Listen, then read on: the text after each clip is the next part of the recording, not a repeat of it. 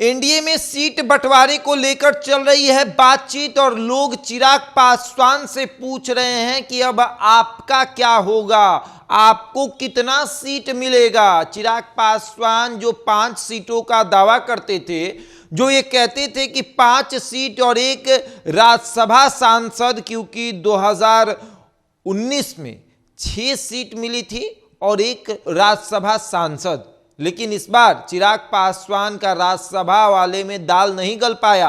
अब सीट में क्या होगा, क्या 5 सीट मिलेगा?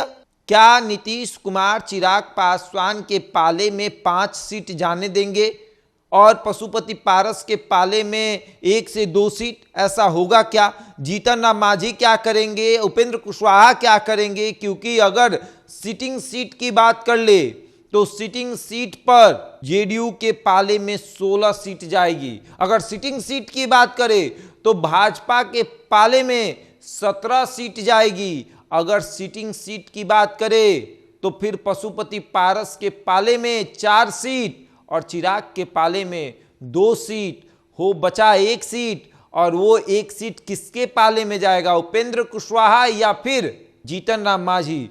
तो ऐसा भी हो सकता है कि नीतीश कुमार को ये कहा जाए कि आप अपना 1 सीट छोड़िए या फिर पशुपति पारस से 1 सीट लेकर उपेंद्र कुशवाहा को दिया जाए और जेडीयू को 15 से 16 सीटें जो है वो दी जाए। इस पर सहमति बन रही है। तो देखिए, नीतीश कुमार लगातार इस बारे में बातचीत कर रहे हैं और एनडीए के बीच जो लोग हैं उनको ये एहसास हो रहा है कि जेडीयू और भाजपा अकेले बैठकर, टेबल पर बैठकर अपनी बातें कर चुकी हैं, अपनी सीट शेयरिंग कर चुकी हैं और अब जो छोटी पार्टियां हैं उनको छोटा छोटा हिस्सा मिलेगा, यानी थोड़े बहुत सीट उन्हें मिलेंगे। और थोड़े बहुत में कितना?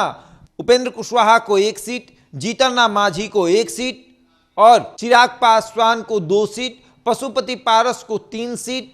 जेडीयू जो है वो 16 सीटों पर और भाजपा जो है वो 16 से 17 सीटों पर चुनाव लड़ेगी और सहमति बन चुकी है। और अब देखिए क्या होता है। और अगर विधायक के आधार पर आप बात कर रहे हैं तो विधायक के आधार पर भाजपा जो है वो 18 सीटों पर चुनाव लड़ेगी और जेडीयू जो है वो 14 से 15 सीटों पर चुनाव लड़ेगी। और उसके बाद क्या होगा? चिराग पासवान के पास कोई विधायक नहीं है, पशुपति पारस के पास विधायक नहीं है, लेकिन इनके पास सिटिंग सांसद है। इनके पास सांसद हैं तो इनको उस आधार पर दिया जाएगा।